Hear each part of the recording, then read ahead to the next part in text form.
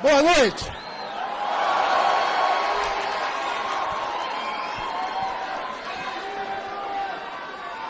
Esta é uma noite muito especial. Esta é uma noite de festa. Uma noite em que a Universidade do Estado do Rio de Janeiro abriu seus braços para receber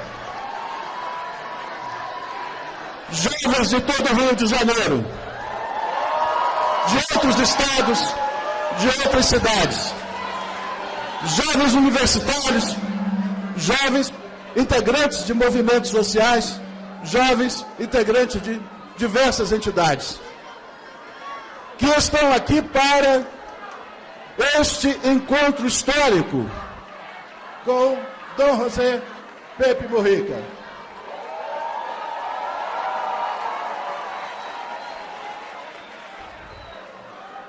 Em nome da Universidade do Estado do Rio de Janeiro e em nome da Federação das Câmaras de Comércio e Indústria do Rio de Janeiro, da América do Sul, do Rio de Janeiro, que hoje pela manhã concedeu a Dom José Pepe Mujica o título de personalidade Sur, personalidade do ano. Estamos extremamente felizes e emocionados. Não é sempre que recebemos o homem com o histórico de Dom José Pepe Mujica.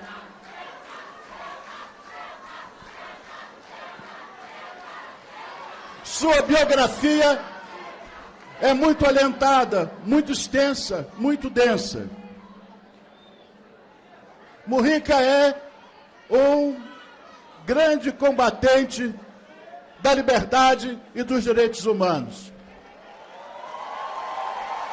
Em nome da defesa da liberdade e dos direitos humanos, permaneceu encarcerado 14 anos. Mas isso não o fez fraquejar. E tal qual o Nelson Mandela sul-americano, saiu do cárcere para pregar o respeito às leis e a luta pela democracia, pela participação e pela integração. Na qualidade de chefe de Estado, de presidente da República Oriental do Uruguai, enfrentou as questões mais sociais, mais espinhosas. E soube, como ninguém, equacioná-las, sempre atendendo às aspirações das camadas populares, dos mais necessitados.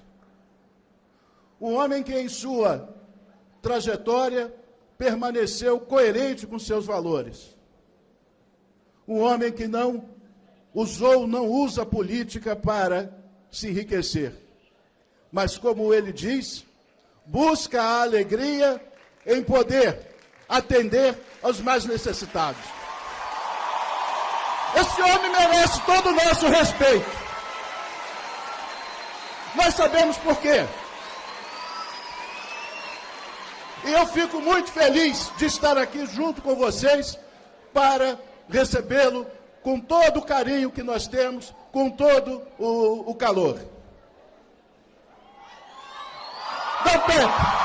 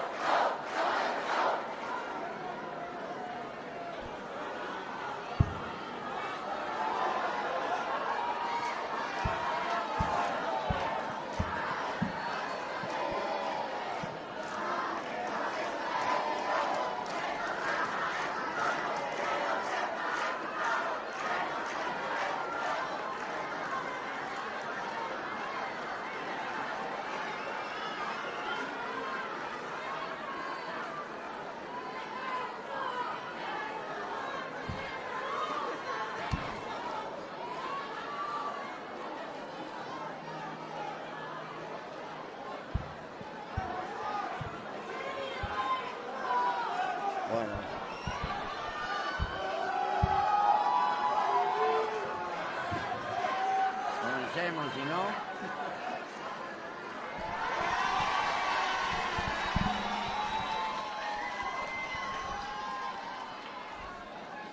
Muito obrigado. Com a palavra, Dom José Pepe Mujica.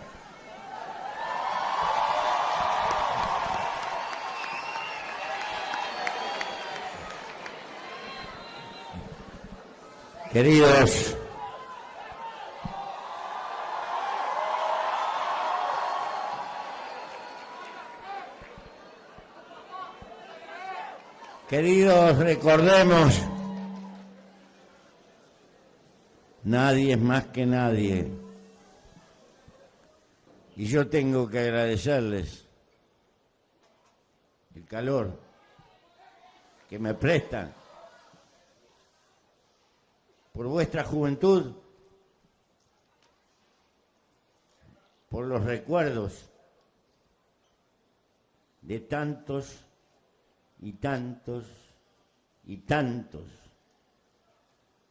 estudiantes que fueron quedando por los caminos de nuestra América Latina. Ustedes reciban mi agradecimiento en un viejo que tiene 80 años y que alguna vez fue joven. Y recuerden, las repúblicas surgieron con el sueño de que las mayorías manden.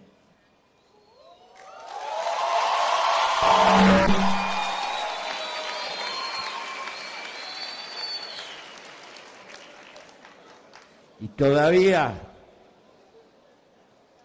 vivimos en el continente más injusto y a su vez más rico en recursos naturales que tiene el mundo. Mi generación no pudo.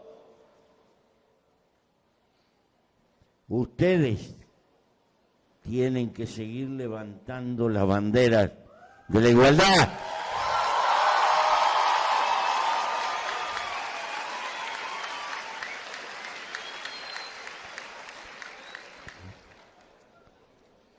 Recuerden que están vivos porque nacieron, pero tienen esto. Hasta cierto punto pueden orientar su vida o su vida se las roba el mercado. Ese es el dilema. Ser conciencia y elegir el rumbo, o que el rumbo te lo trace el mercado. Dependerá de ustedes. Porque la vida es hermosa. Nada más hermoso que la vida. Pero la vida hay que defenderle la libertad.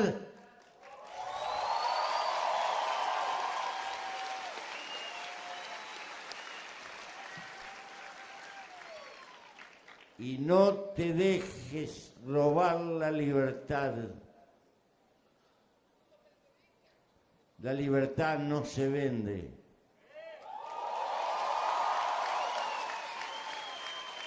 La libertad se gana. Y se gana haciendo algo por los demás.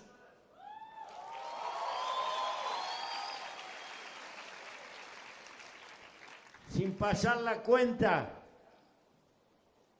Eso se llama solidaridad. Esto es una lucha entre el egoísmo natural que la naturaleza nos pone para que cada cual pelee por su vida y la de sus seres queridos. Y la solidaridad, que es el interés de la especie, de la marcha del hombre arriba de la tierra. Sin solidaridad no hay civilización.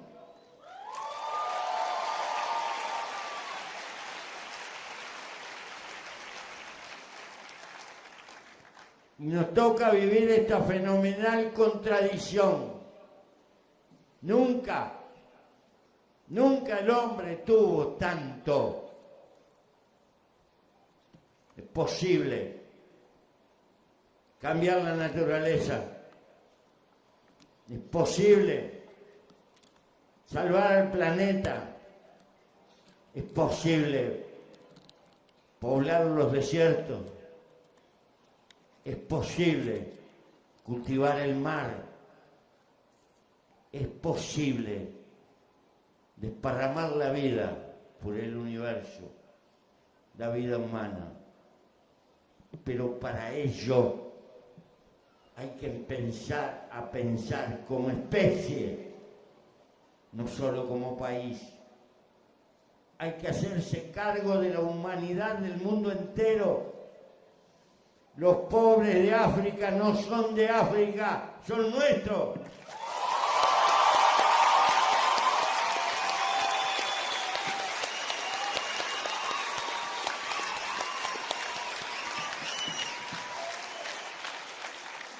Los que mueren en el Mediterráneo tratando de cruzar son nuestros.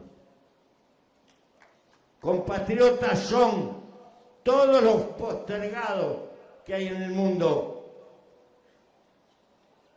todos los olvidados, porque pertenecen a nuestra especie, aunque no se den cuenta, aunque estén llenos de egoísmo, aunque estén llenos de miseria. Es la hora de un continente distinto, de una civilización distinta. No tenemos que imitar a Europa o a Japón.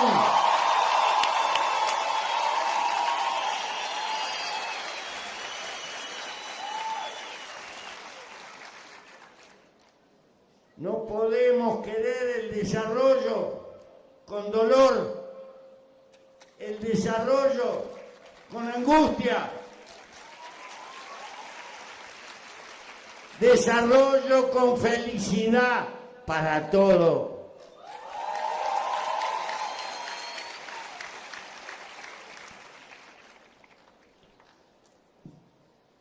La generosidad es el mejor negocio para la humanidad.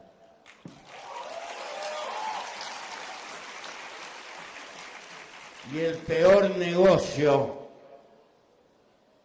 son los bancos.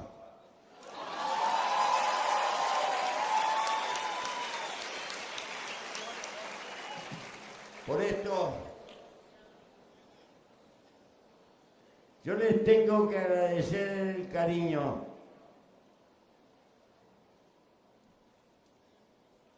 Pero les quiero transmitir que a veces el dolor enseña más que los triunfos. Se puede vivir con lo justo, se puede vivir con sobriedad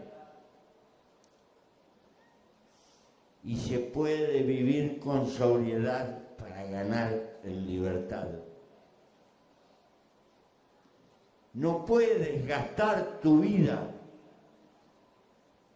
trabajando para pagar cuotas y seguir.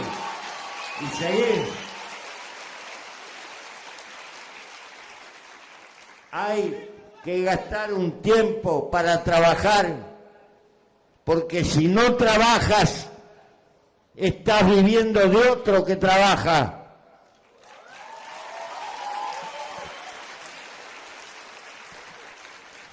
La solidaridad tiene una compañera que se llama responsabilidad.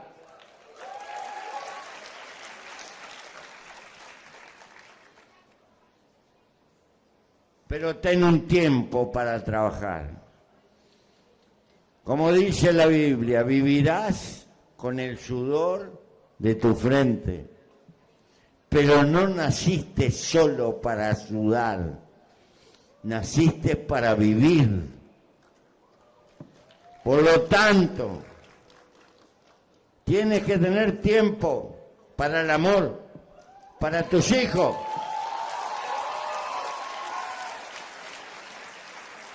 para tus amigos, para algún hobby que a ti te guste y tú lo eliges.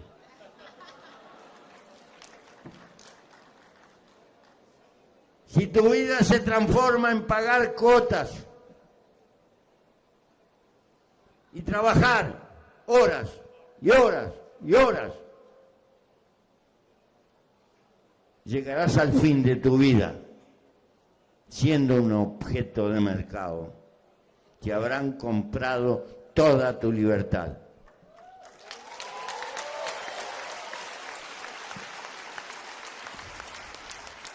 Queridos, esta etapa de la sociedad capitalista necesita una cultura funcional a sus intereses. Y la cultura de este tiempo es el hiperconsumo.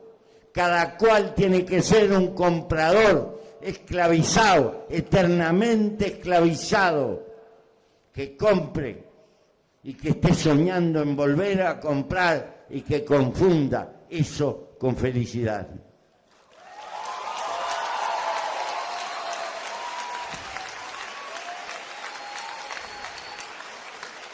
Ningún gobierno te va a arreglar eso. Eso lo arregla tu conciencia o no lo arregla nadie. O te dejas que te manejen o aprendes a manejarte.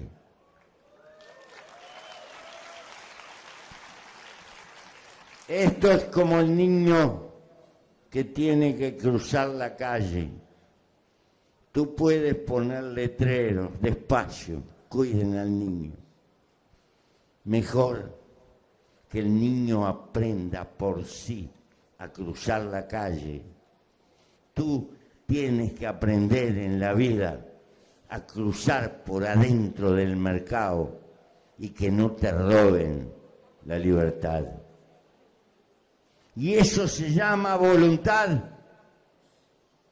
Cada mañana que te levantes piensa y hace 10 minutos de balance si lo que has hecho está bien o está mal. Nunca habrá un mundo mejor si no luchamos por mejorarnos a nosotros mismos.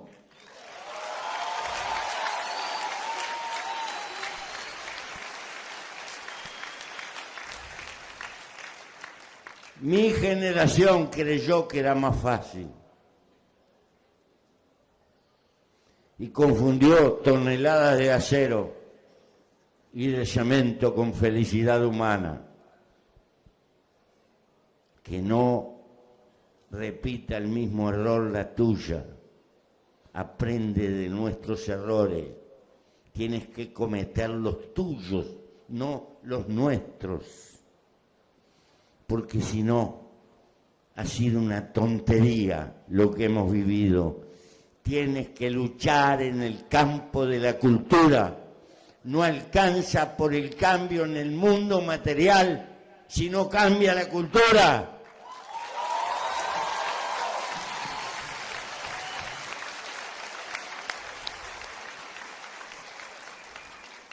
Por más cambio material, si seguimos con la cultura de ellos, estamos sometidos, porque el sometimiento está acá. pero acá también está la libertad. Esto me lo enseñó la soledad del calabozo. Y te lo quiero transmitir para que hagas tu vida. Nuestra América puede ser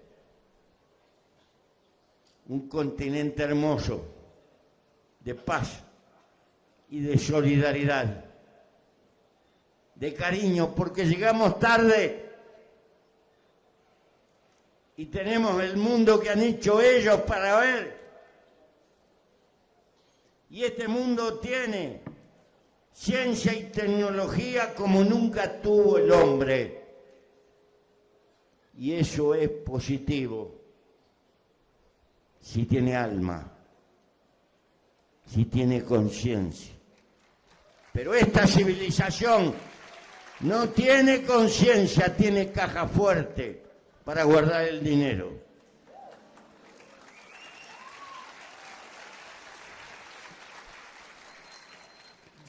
Si eres universitario, te has de dar cuenta que no es solo cambio de sistema, cambio de cultura, es un cambio civilizatorio, es una batalla mucho más honda que lo que pensó mi tiempo. Y necesita gente que le dedique su vida, que haga de su vida la aventura de no solo soñar en un mundo mejor, sino luchar por él, gastar la vida luchando por él.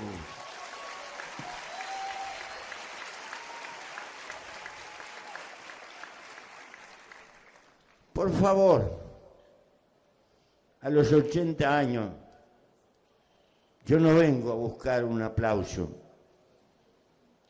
vengo a encender la mecha de la militancia por las causas nobles.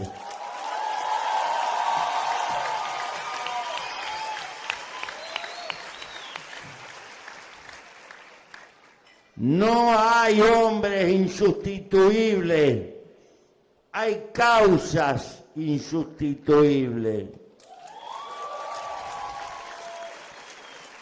Y esas causas precisan defensa colectiva organizada de hombres. Los seres humanos somos gregarios. Necesitamos herramientas colectivas para tratar de modificar la realidad. Los hombres solos, aislados, por geniales que sean, no son más que francotiradores.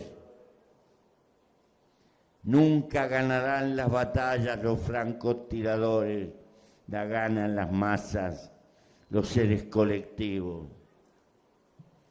Y esto lo tienes que entender. Hay que crear herramientas políticas del compromiso colectivo y aprender el dolor de andar colectivamente, que muchas veces significa aprender a perdonar, porque nadie es perfecto. Pero los perfectos de a uno se quedan hablando aislados. Y para que existan cambios se necesitan gigantescos seres colectivos. Hay que superar el individualismo y hay que crear conciencia colectiva si quieres tener fuerza de incidir en la sociedad.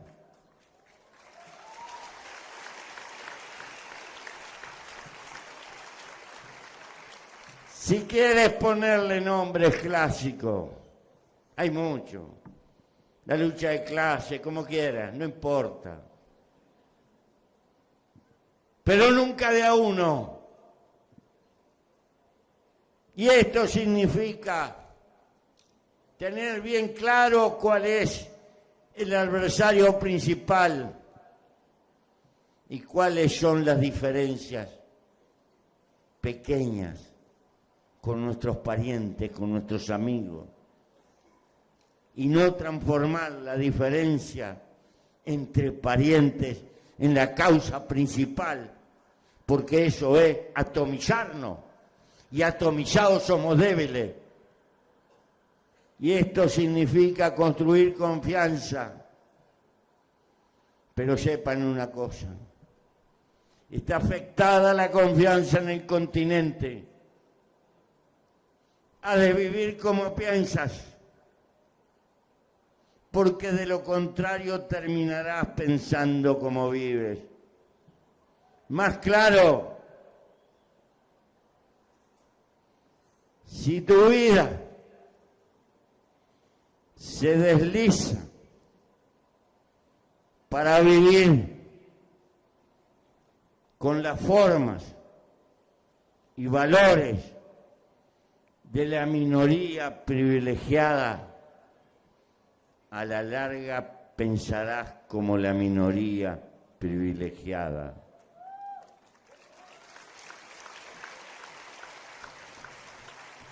La disciplina del cerebro, la disciplina de la libertad, también se gana con los valores con que se vive. No puedes luchar por la justicia, por la igualdad, por levantar la pobreza y mirar desde la altura la pobreza de los demás. Has de aprender a convivir con la sociedad así como es. Esto significa que tienes que en cuerpo y alma servir y vivir con los valores de la mayoría. Y cuando la mayoría mejore, mejorarás tú, pero no antes. Entonces, la idea de pobreza y de riqueza cambia. Pobres son los que precisan mucho. Esos son pobres porque no alcanzan nada. Y ricos son los que tienen el cariño de la gente.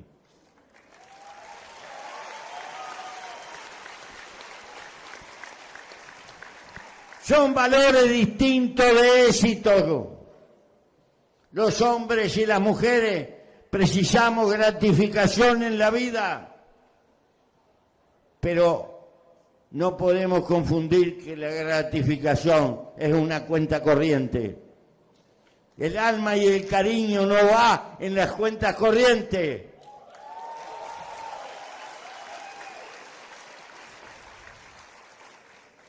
Y es este el camino de la felicidad humana. Ser útil a los seres débiles, a los que tienen dificultades, a la falta de justicia.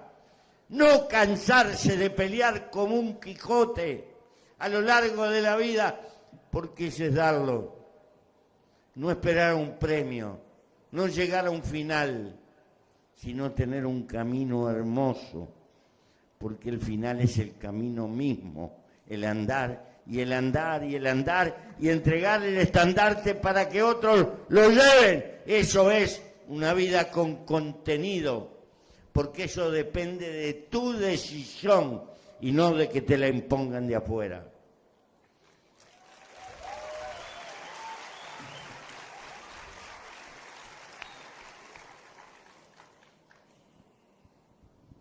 No estés de acuerdo conmigo, piensa cuando te vayas y pongas la cabeza en la almohada. Hay dos caminos, el que tú puedes elegir o el que te impone la realidad de mercado.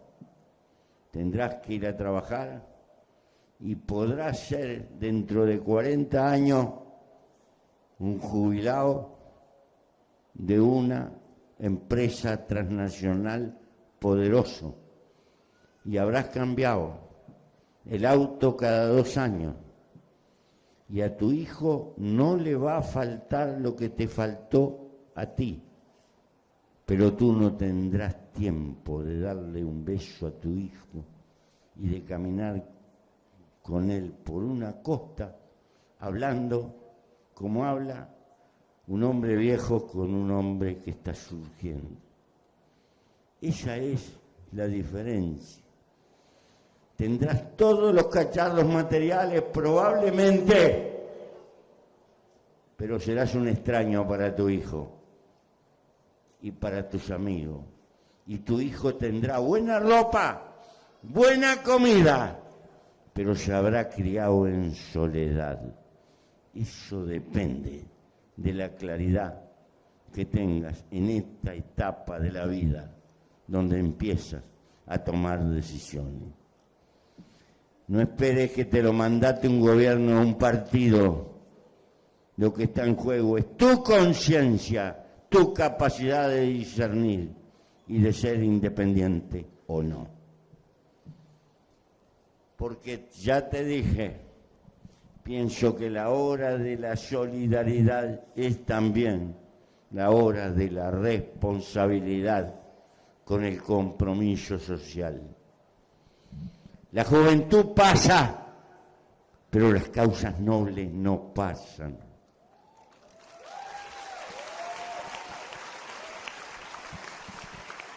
Y bien, mi agradecimiento, y acá hay un cacharro de preguntas. Algunas las podré contestar y otras, yo sé de algunas cosas y de otras vivo para aprender.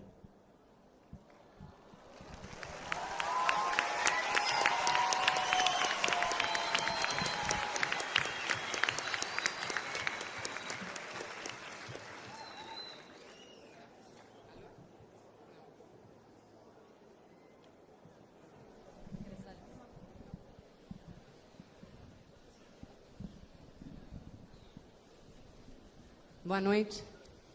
Aqui na mesa a gente tem uma jovem uruguaia e um jovem brasileiro.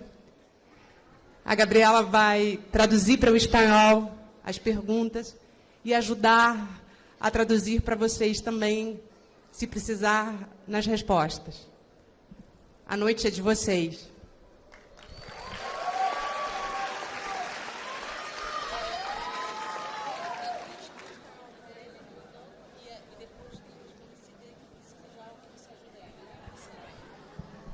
¿Vamos? Voy a leer en español. Primeiro e depois.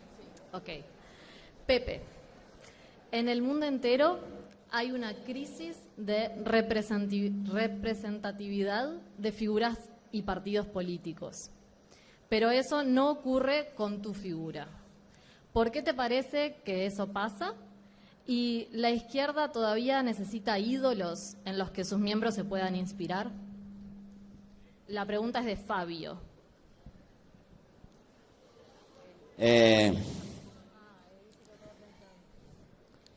Yo veo que están en crisis los valores de nuestra civilización. A ver, esta etapa del capitalismo no puede generar puritanos o cuáqueros, no, genera corrupción.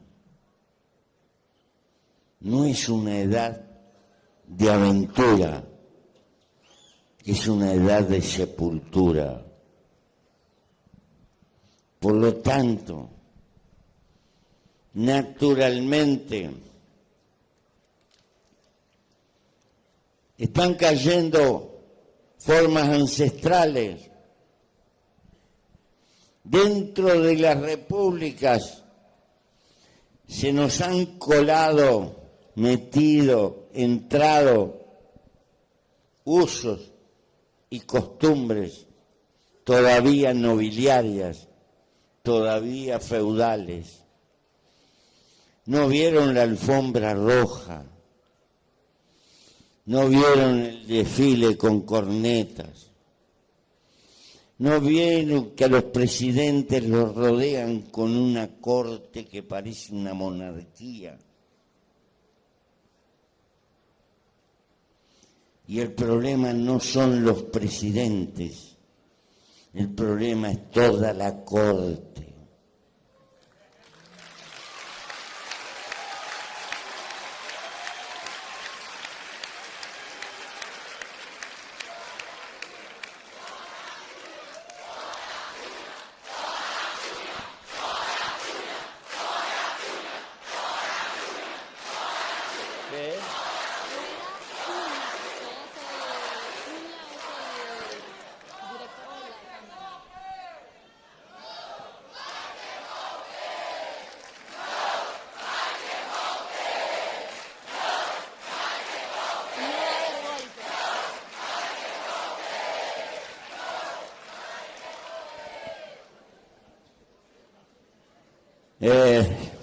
Tengo dificultades para entender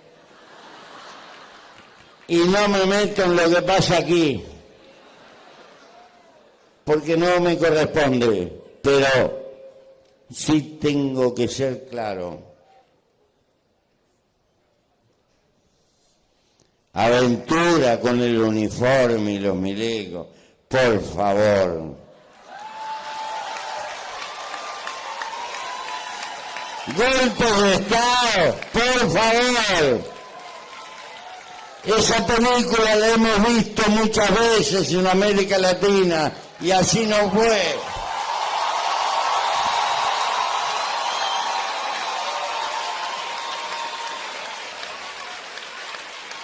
Esta democracia no es perfecta porque no somos perfectos. Pero esta hay que defenderla para mejorarla, no para sepultarla.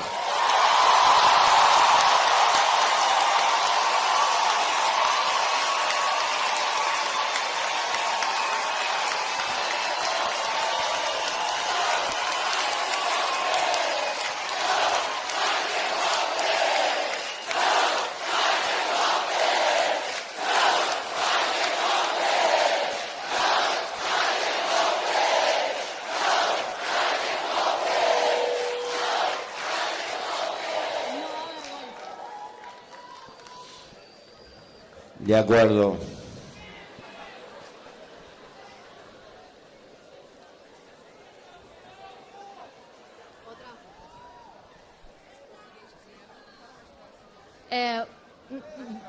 Vou ler, então, na verdade, o original em português e depois vou ler para ele em... El original primero en portugués, después te la leo en español. Pepe, como o senhor vê essa crise institucional que alguns acreditam... Não, essa é o que eu já li. Ah, é porque... Desculpem, é porque tem uma segunda parte. O senhor entende que há um crescimento de uma onda de movimentos golpistas de direita na América do Sul? Fábio, de novo. ¿Usted entiende que hay un crecimiento de una onda de movimientos golpistas de derecha en América del Sur?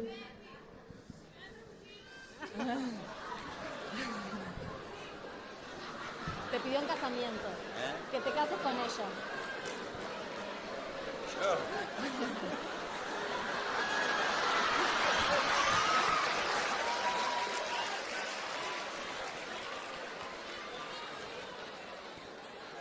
El amor ya fue para la carne, el amor está en el alma.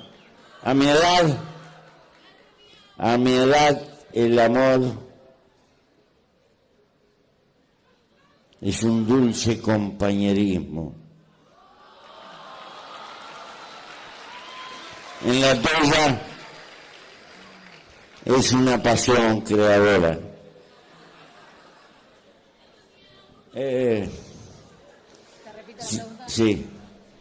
Si entendés que hay un crecimiento de una onda de movimientos golpistas en América del Sur.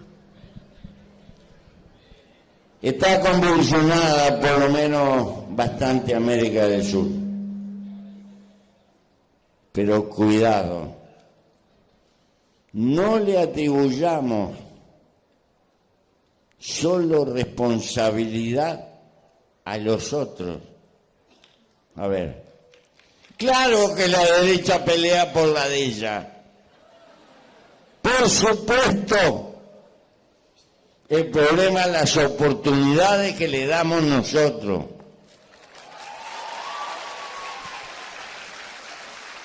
¿Qué significa? Que no podemos andar por la vida con los valores entreverados de ellos dentro de nuestro cuadro. Los valores de ellos, de la extrema derecha, son de ellos. Nosotros no precisamos la casa de lujo, el auto de lujo, el bañario de lujo, el hotel de lujo, la alta sociedad. No precisamos. Insisto, tenemos que vivir con los valores que vive nuestro pueblo en mayoría. Y ahí no damos oportunidad. Si confundimos que triunfar en la vida es tener riqueza, hemos cambiado de cuadro, aunque todavía no nos demos cuenta. A ver, más claro, no se trata de odiar al que tiene riqueza. Se trata de ubicar a cada cual en su lugar. Si te gusta mucho la plata, dedícate al comercio, a la industria, a hacer plata, pero no te metas en la batalla política donde hay que tener cariño por la gente.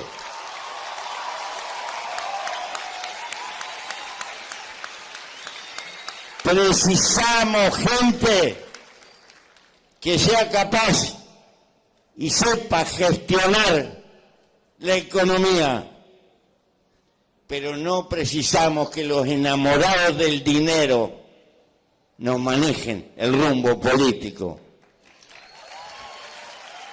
Y esto tiene que estar claro, porque si no le damos oportunidad al golpismo de derecha.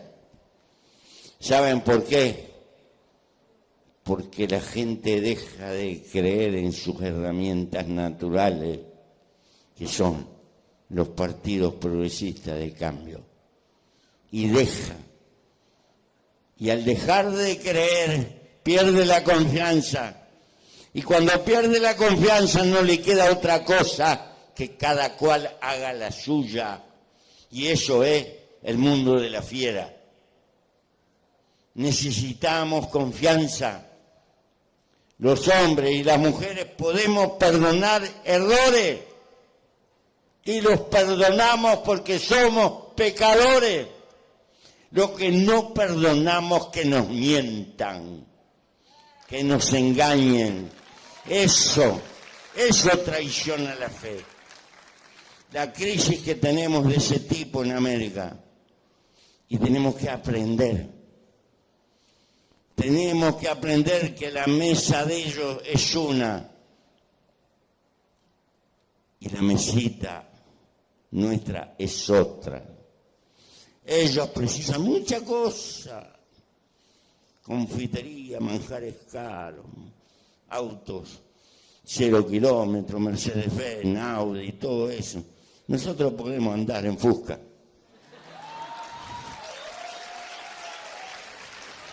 No precisamos, por lo tanto no tenemos precio. Por lo tanto, si no tenemos precio, somos consecuentes con el interés de nuestro pueblo.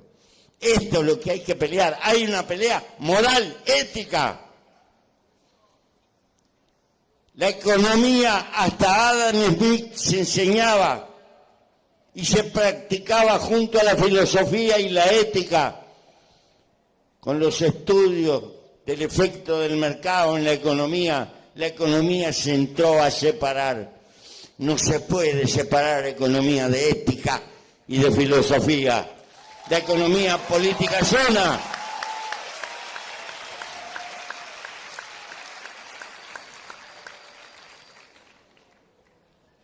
Y si no tienes corazón, es porque tienes bolsillo, y el que siente es el bolsillo. No se puede las dos cosas. Agora uma pergunta do Manuel e do Fábio, as duas no mesmo sentido. Quais são os maiores desafios da América Latina no atual momento? E o Mercosul e a Unasul são estratégicos para uma América Latina mais desenvolvida, justa e igualitária? Dá para ouvir?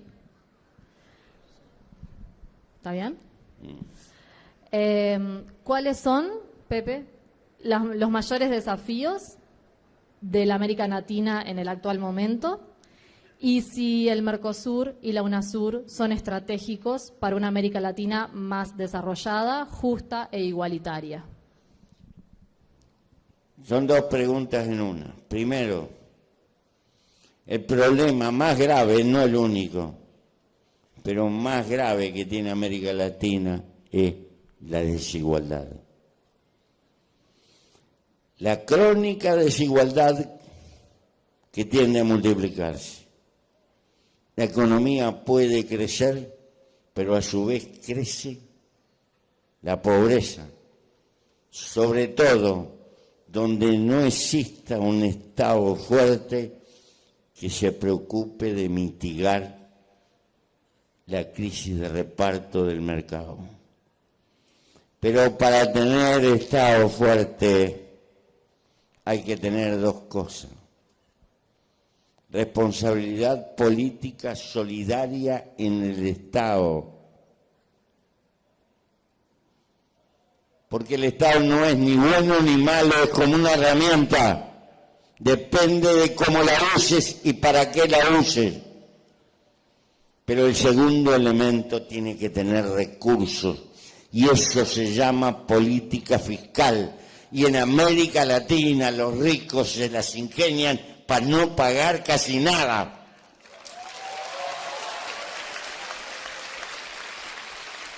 Y hay que entender que con Estado mísero, sin recursos, no puede haber políticas sociales de equidad, de enseñanza, de salud, de vivienda. Y esto hay que hacérselo entender a los sectores acomodados de la sociedad. Los hombros más fuertes tienen que cargar con un peso impositivo que se traduce en esto: que pague más el que tiene más.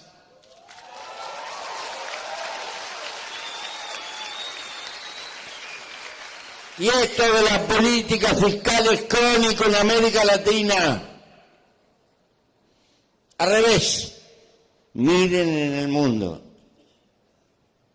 los países que socialmente están mejores y verán que en todos ellos el peso impositivo es enorme. Esto no quiere decir que por tener un camino de altos impuestos vamos al desarrollo, porque después está cómo gastamos la plata y cómo la invertimos. Esa es otra historia. Pero no se puede mejorar la enseñanza, por ejemplo, sin plata. ¿Que con plata solo se mejora? No. Lo que está claro que si no se tiene plata, no se mejora. Que es lo mismo. Entonces, ¿pero cuál es el límite de la presión fiscal? El límite de la presión fiscal es el arte más fino de la política. más claro. Si tú lo acorralas tanto con impuestos que no le conviene trabajar, dispara. Y entonces después, en lugar de tener más, tienes menos, a pesar de tener una causa noble. Pero si lo acostumbras a que su eficiencia empresarial venga por el camino de que le perdonás todo lo impositivo y le das todos los privilegios, en lugar de tener empresarios, lo que tenés son parásitos. Esta es la cuestión. No hay ninguna receta que defina esto. Esto es el arte de la política. Y yo defiendo. La enseñanza y la cultura es un instrumento imprescindible para el desarrollo. Y la capacitación técnica más. Pero además se precisa política adecuada. No alcanza. ¿Por qué? Porque ningún país era más culto y tenía más siembra científica que la Alemania de la Segunda Guerra Mundial. Y ya vimos lo que hizo. También para ser bárbaro se puede ser muy eficiente por el camino del conocimiento. Quiere decir que la puntería política a la larga es decisiva. Es decisiva. El ser humano es gregario. Y como es gregario, es un animal político, como afirmaba Aristóteles. Quien desprecie la política no entiende que la política, por encima de todo, es el esfuerzo social por mejorar la sociedad. Ni qué decir que les estoy haciendo una invitación para que se metan hasta acá, si quieren pelear por la libertad. Pero es la manera honrada que tengo. Yo no vengo a Río de Janeiro a reunirme con un montón de muchachos que son un tesoro para decirle solamente lo que les puede gustar o entender a ellos. Tengo que señalarle lo que entiendo honradamente es un camino de futuro. Sí, la mayoría de las juventudes inteligentes de América Latina no cargan con el valor de esta tarea, que es pelear por un mundo mejor. Nuestra América Latina seguirá atomizada y dividida en países. Y aquí voy a la segunda parte de la pregunta. El mundo se está reagrupando en gigantescas unidades. El mundo de los países que hemos conocido va a ir quedando atrás. El mundo de la cultura nacional tradicional que hemos conocido no se acompasa con lo que está pasando en el planeta. La Comunidad Económica Europea está allí con sus nacionalidades distintas, con sus lenguas distintas, con su historia distinta, pero está allí creando una fabulosa unidad de capital, de técnica y de masas. Estados Unidos ya sabemos lo que significa y tiene todavía a sus espaldas una especie de tierra vacía prometida a Canadá. Y tiene, por ahora, la enorme ventaja de sus universidades y una capacidad de investigación que la coloca en muchas ciencias, en varios cuerpos adelante. Yo no me compadezco con la idea de que se va a caer como un palo podrido, no creo eso. China del otro lado, es el más viejo Estado multinacional, que ya sabemos lo que significa y lo que va a significar para el mundo que va a venir. Todavía a retaguardia está la India. Esta pregunta, ¿ustedes creen que los latinoamericanos, sin una voz común que identifique nuestros intereses más profundos, va a tener representación en ese mundo? ¿Ustedes creen que aún los países más gigantescos como Brasil no se dan cuenta que llegan tarde y que necesitan el soporte de todo el resto de nuestra América Latina para ser alguien en ese mundo de colosos? Yo no voy a estar vivo, muchachos, en ese mundo, pero la mayoría de ustedes sí, y lo van a padecer, porque ese mundo nadie dice que va a ser más generoso. Hay de los débiles. Y para dejar de ser débiles no hay otro camino que tratar de juntarse con nuestros iguales. ¿Y con quién nos vamos a ir a juntar los latinoamericanos? Si no nos juntamos entre nosotros. ¿Hasta cuándo nuestros mejores cerebros se los van a llevar ellos? ¿Hasta cuándo nuestras universidades van a estar atomizadas si no somos capaces de juntar la inteligencia latinoamericana, tener nuestro sistema de investigación propio, ser propietarios de nuestro propio conocimiento?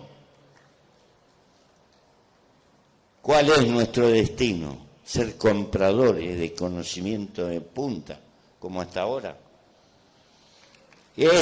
La batalla de la libertad se da también en el campo de la investigación. Y esto hay que tenerlo claro. Pero venimos corriendo de atrás.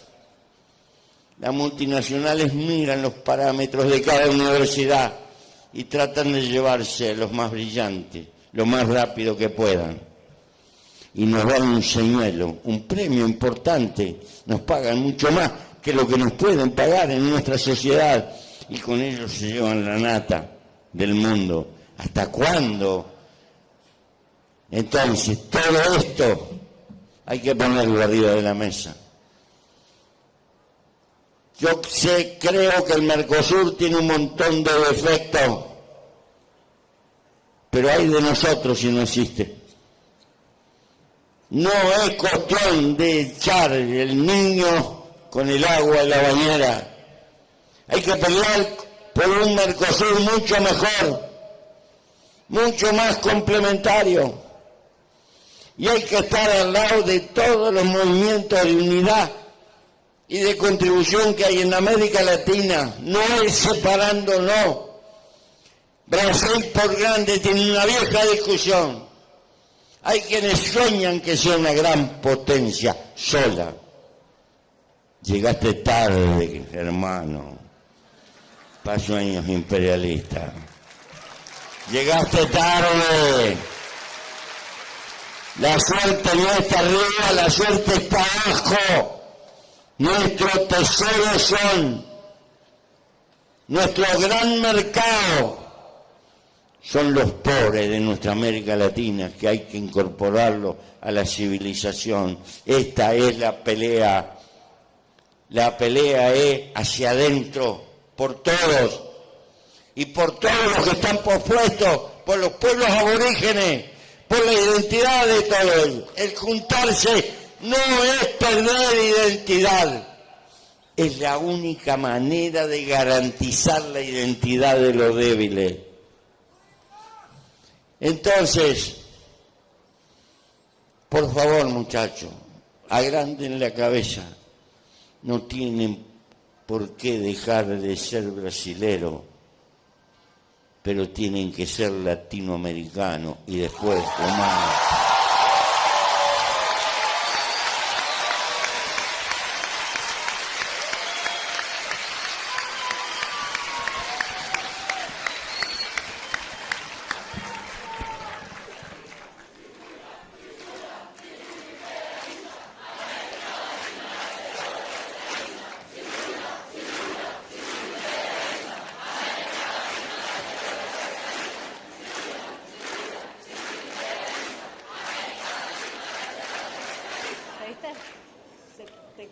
cuídate, cuídate, cuídate imperialista, América Latina va a ser toda socialista.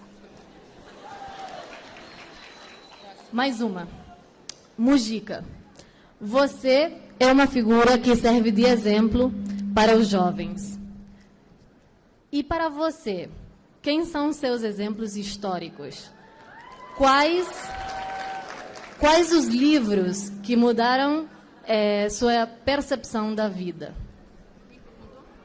Foi o Paulo. Pergunta do Paulo. Mujica, vos sos una figura que sirve de ejemplo a los jóvenes. Y para vos, ¿quiénes fueron tus ejemplos históricos? ¿Quiénes son, la pregunta es en presente, tus ejemplos históricos? ¿Y cuáles son los libros que te cambiaron la percepción de la vida?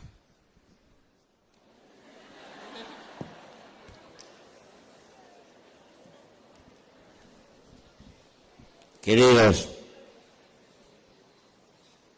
la vida es un libro abierto.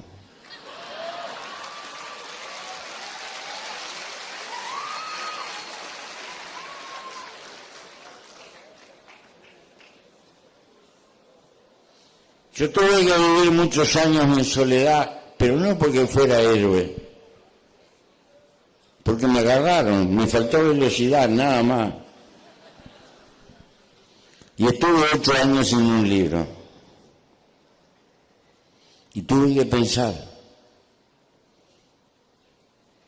Tuve que buscar adentro mío la fuerza que no podía tener afuera. Y te pido que converses con el que llevas adentro. Estamos en una época que estamos conectados con el mundo. Pim, pim, pim, pim, pim. Pero no te desconectes con el que tenés adentro. Esto significa aprender a hablar con uno mismo en profundidad, sin piedad. Ese que, como dice Machado, ese que le enseñó el secreto de la filantropía. No solo busques afuera, tienes que buscar adentro de ti, porque tienes un universo. Tienes que quererte más a ti, con tus errores, con tus frustraciones, para poder querer un poco más a los demás.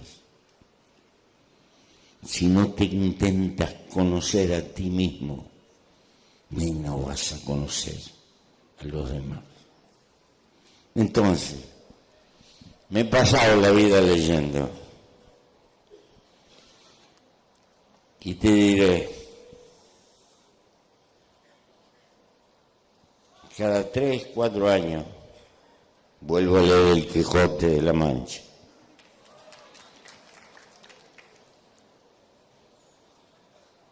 Y leo todo lo que puedo de la historia de la humanidad. La izquierda y derecha no empezaron con la Revolución Francesa. Siempre la humanidad tuvo una cara conservadora y una cara solidaria. Ahí está Soca, Epaminondas, los Gracos, San Francisco de Asís, una multitud, mucho antes que llegara la Revolución Francesa. Siempre. Tal vez la humanidad necesita un margen de estabilidad y eso lo cumple la cara conservadora del hombre. Pero la humanidad necesita cambio porque el tiempo no tiene piedad y transcurre. La historia humana se mueve en este vaivén, pero ambas posiciones tienen enfermedades patológicas. La cara del cambio puede transformarse en infantil y confundir deseo con realidad. No ver la realidad porque tiene la anteojera de lo que desea. La cara conservadora puede caer en lo reaccionario, en lo golpista, en lo violento.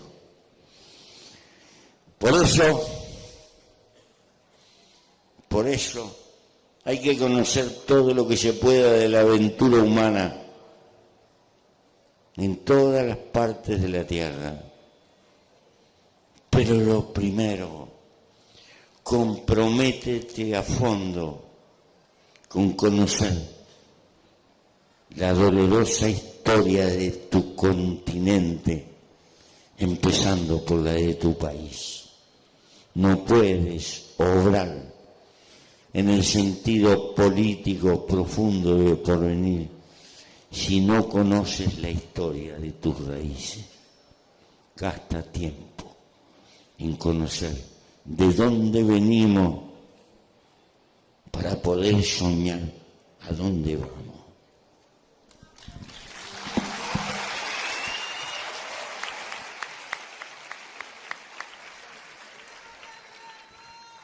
O primeiro livro que ele mencionou, El Quijote, Don Quixote.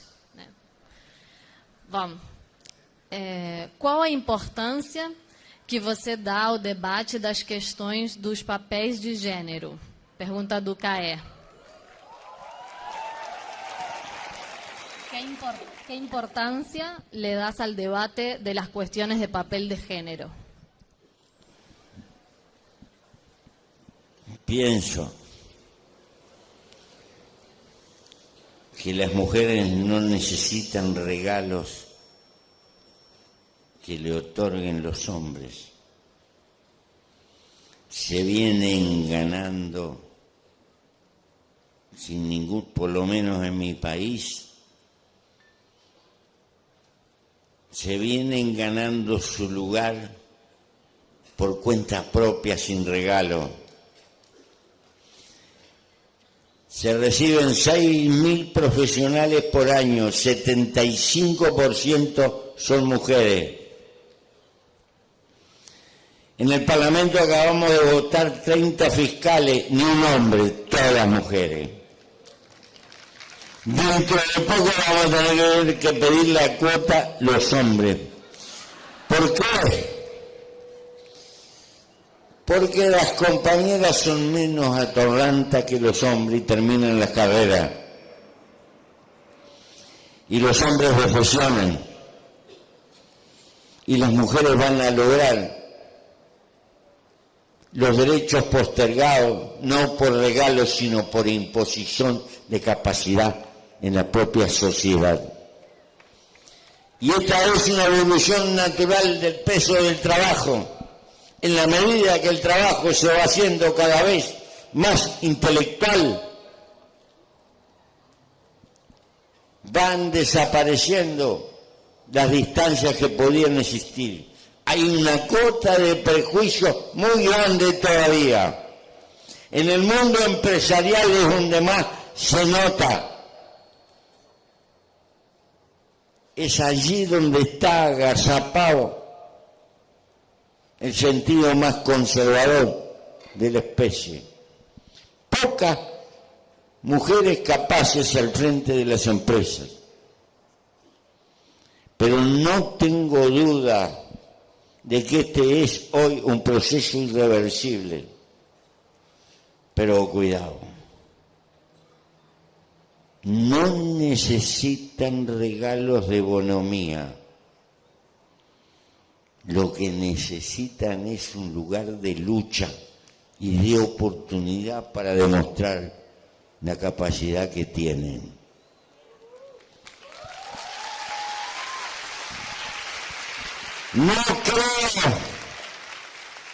No creo en la igualdad de género, creo en la igualdad de derechos.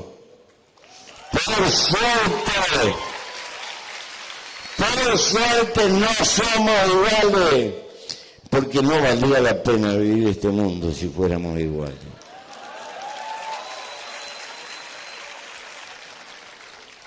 Y no crean que lo digo esto por galantería. Soy absolutamente consciente.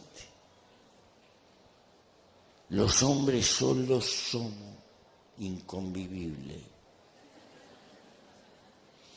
Somos un desastre con pata.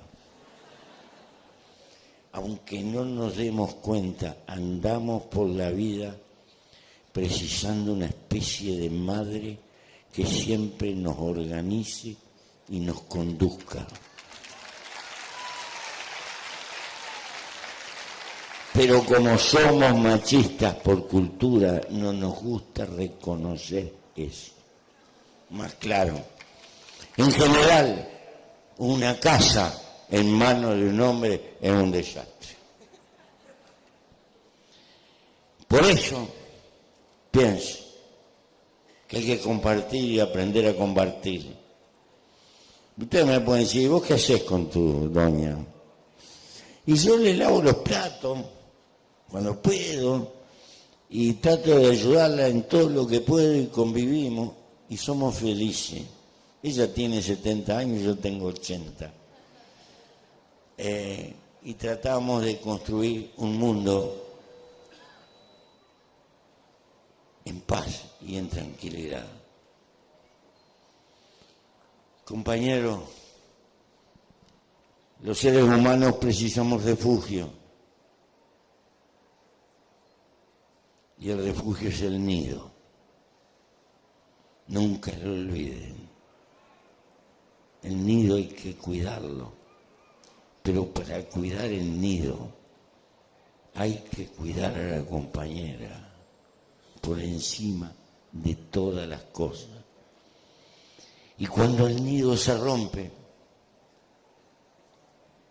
hay que llorar un día y volver a empezar para construir otro nido y así hasta el juicio final.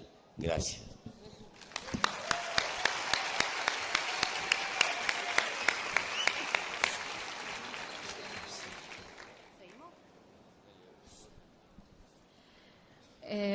Essa é da Brigitte.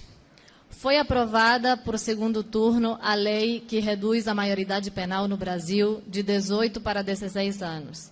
Qual a sua opinião sobre isso?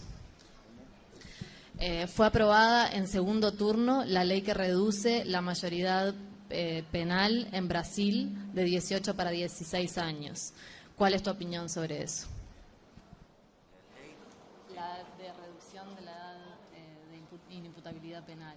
Se redujo en segundo turno, todavía quedan otros turnos. Se aprobó esa ley de reducción en un turno. Ahí todavía queda parte del proceso. Te preguntan la opinión.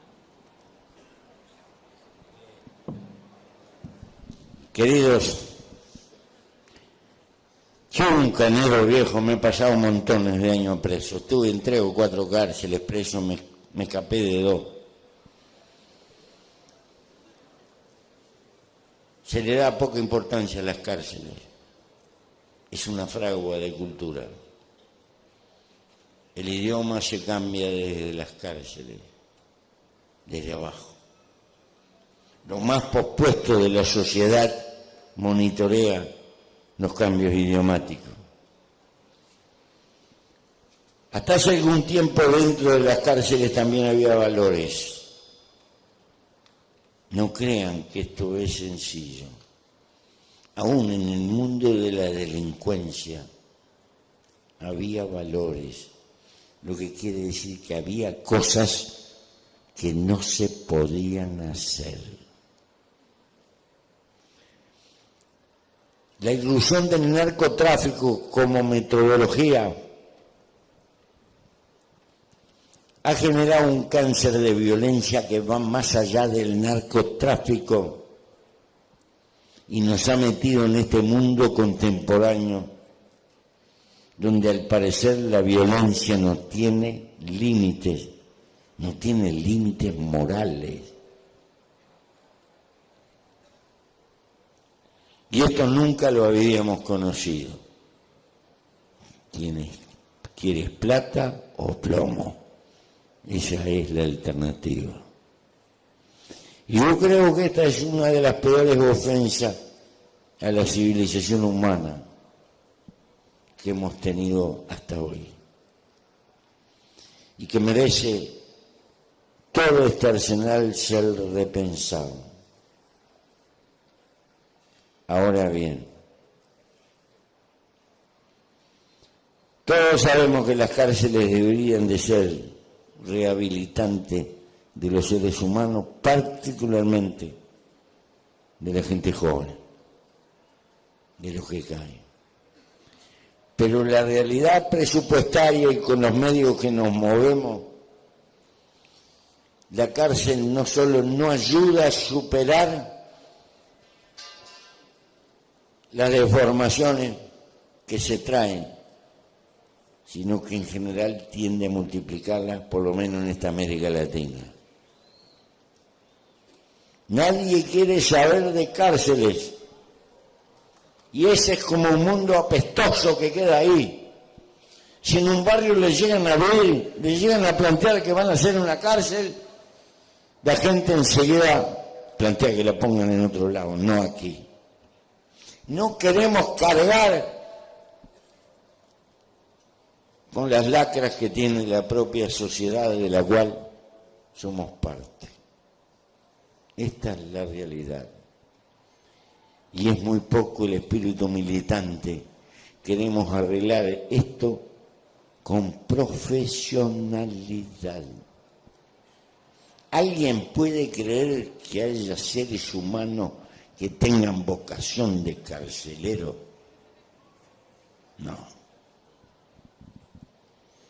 Por lo tanto, no creo que el camino de multiplicar las penas ayude.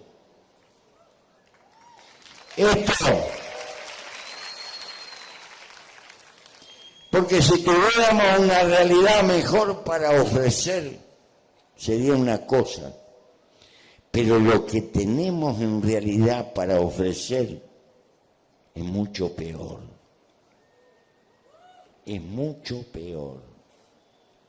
Más claro, las cárceles en buena parte de América Latina están transformadas en universidades del delito.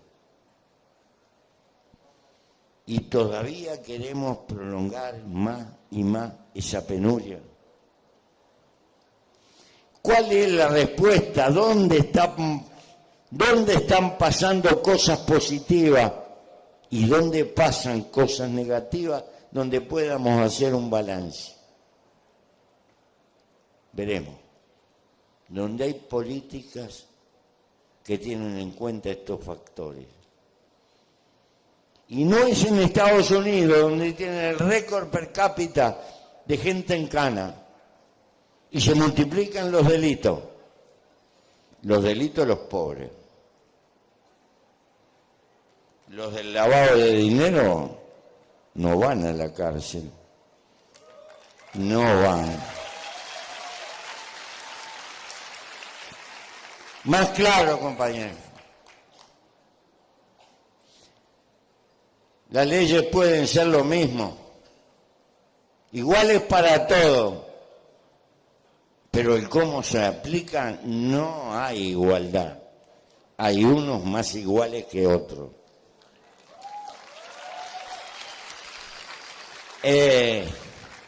Entonces, no creo que es con la multiplicación de penas que vamos a tener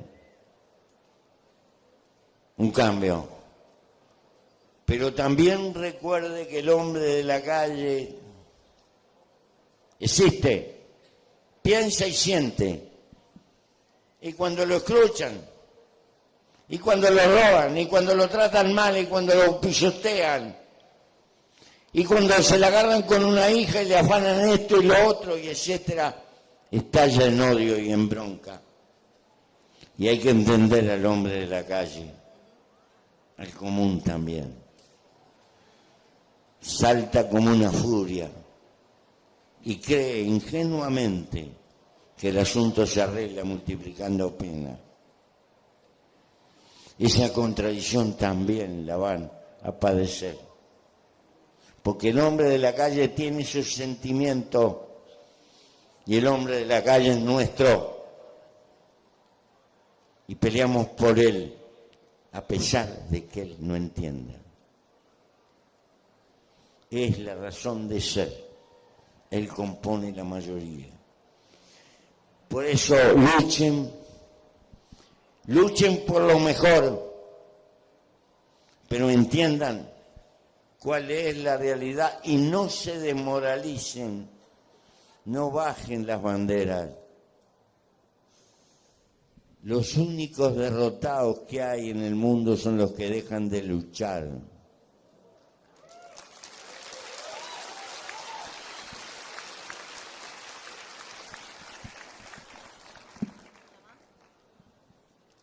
Mais duas sobre o mesmo tópico. Na sua opinião, qual a maneira mais eficaz de se combater o preconceito em relação às drogas? E o Brasil já está pronto para a legalização da maconha? En tu opinión... Primero, decía usted, si tú quieres cambiar no puedes seguir haciendo lo mismo. En mi país, pequeño, y socialmente, en términos relativos, bastante adelantado.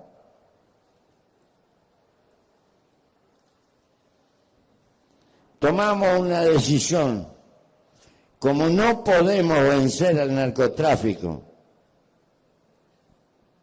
cada 3 presos, 1 es por asunto de droga. O por tráfico de droga o por delitos que cometió para tener plata para comprar droga. Cada 3 presos, 1. Y como a pesar de reprimir, estamos perdiendo la guerra, decidimos tratar de arrebatarle el mercado, dejarlo sin asunto, es decir, estropearle el negocio, es decir, pegarle en la tasa de ganancia. Y esto no es regulación, no es legalización, esto es regulación. ¿Entendamos? El mercado está, muy a pesar nuestro está, tal vez 150.000, tal vez un poco más. No tiene otra alternativa que comprar en el mundo clandestino. No tiene otro lugar donde comprar. Está regalado para el narcotráfico. Le venden bueno, malo, regular, lo joden. Pero ese es el mundo real. Nosotros no creemos ni que ninguna adicción sea buena, salvo la del amor. Todas las demás son malas. Es malo el tabaco. Y sin embargo fumamos. Es malo el trago. Y sin embargo le damos el trago. Si yo tomo 2 whisky por día, tal vez no sea bueno, pero lo soporto. Si me tomo una botella, me tienen que internar. Soy un alcohólico. Bien. Pero ¿cómo me interna si estoy en el mundo clandestino? Este es el caso de las adicciones. Si yo le doy una cuota semanal y el tipo quiere más, y lo tengo detectado, entonces me doy cuenta que lo tengo que atender. Más claro, si la adicción lo entra a dominar, estoy a tiempo de atenderlo porque lo tengo identificado y lo conozco. Si lo dejo en el mundo clandestino, se va a seguir internando en la adicción y cuando lo pueda reconocer ya es tarde, porque me haré cargo en alguna cárcel o por ahí de él y ya va a ser irrecuperable. Esta es la tesis. No es legalización, no es darle manija, consuma, viva la bohemia, viva el fumo, no, es una plaga. Pero como los seres humanos somos así, vamos a lidiar con la plaga. No queremos hacer como hicieron los yanquis en la década del 30, que declararon la ley seca, prohibieron y vino Al Capone y fue peor que nunca. Peor que nunca, porque vendían alcohol de madera. Bueno, es lo que estamos haciendo con las drogas. Entonces, pero además tiene esto. Para el mundo joven, lo ilegal atrae, lo prohibido atrae, mucho más. Si yo te la vendo en un boliche como cualquier hijo de vecino que va a poner la cosa, pusiste el dedo y te la vendieron, le quité la poesía y el misterio de lo prohibido. Dará resultados, no sabemos. Lo que sabemos que lo que venimos haciendo es gastar plata en una tropa policial cada vez más grande, tener una montaña de presos y cada vez hay más gente que se da la vía abajo. Entonces, levantamos la bandera del derecho de buscar un camino distinto. ¿Por qué lo hace el Uruguay? El Uruguay tiene antecedentes de esto. El Uruguay en 1914 reconoció la prostitución y la organizó legalmente y luchó e impuso los derechos sociales de las mujeres que ejercían esa profesión.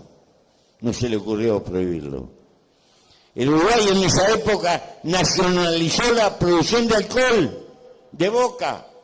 Durante 50 años, el único que producía grapa, caña, whisky, coñac, etcétera, era el Estado. Lo hacía de buena calidad y lo cobraba caro y atendía salud pública. No se le ocurrió la ley seca de Estados Unidos. El Uruguay estableció, más o menos por la misma época, el divorcio por la sola pedido de la mujer.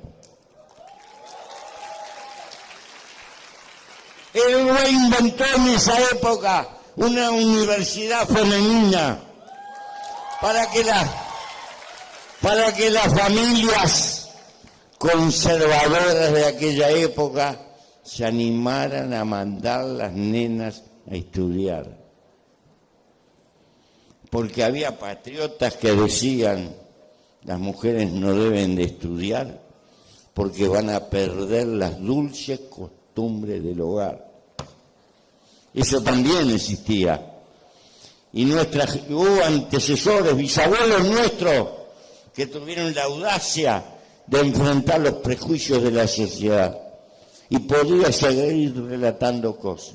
Es natural que el Uruguay haya tenido el coraje, pequeño de país, de hacer una propuesta distinta y no hacer la cobardía que están haciendo en Estados Unidos, donde hay Estado, donde con el cuento de lo medicinal te ponen un talonario lleno de firmas de doctores y tú entras al comercio, llenas el talonario y te dices, tengo una lumbalgia, y compras marihuana, pero tiene la firma de un doctor que te atestigua. Por supuesto que te cobra. No, creemos que eso es cinismo. No, nosotros vamos por el camino de los hechos. Y bueno, nos van a dar garrotazos de todos lados, pero por lo menos sepan cómo es la cosa. Compañeros, Dios, dicen que era muy poderoso y hizo el mundo. Y tuvo que descansar el domingo, porque estaba cansado. Imagínense un viejo de 80 años, que no es Dios. Tenemos que terminarla. Y yo les quiero dar un abrazo de corazón. Para mí La vida empieza. La vida empieza y empieza con ustedes. Y voy a despedirme brindando por aquellos de ustedes que levanten las banderas cuando nuestros huesos ya no puedan levantar banderas. Gracias.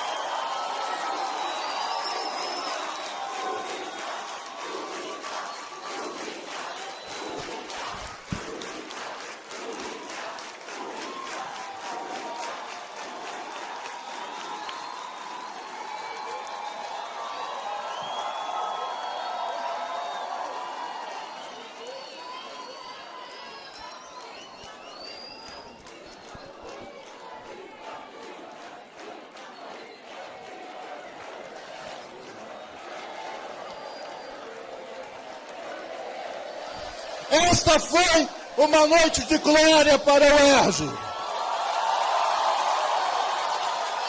A universidade hoje cumpriu a sua finalidade. Recebemos uma lição de conhecimento da realidade social, da realidade econômica, da realidade política. Tivemos a oportunidade de refletir juntos sobre as questões, os valores mais importantes que nos ligam.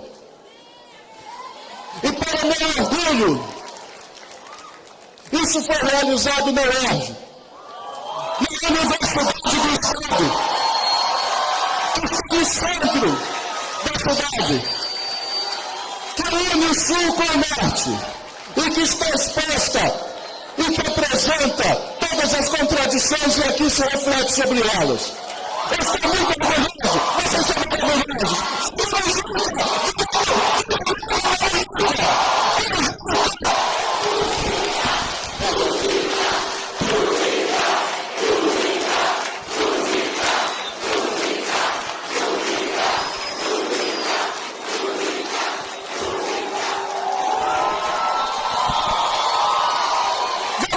Vamos,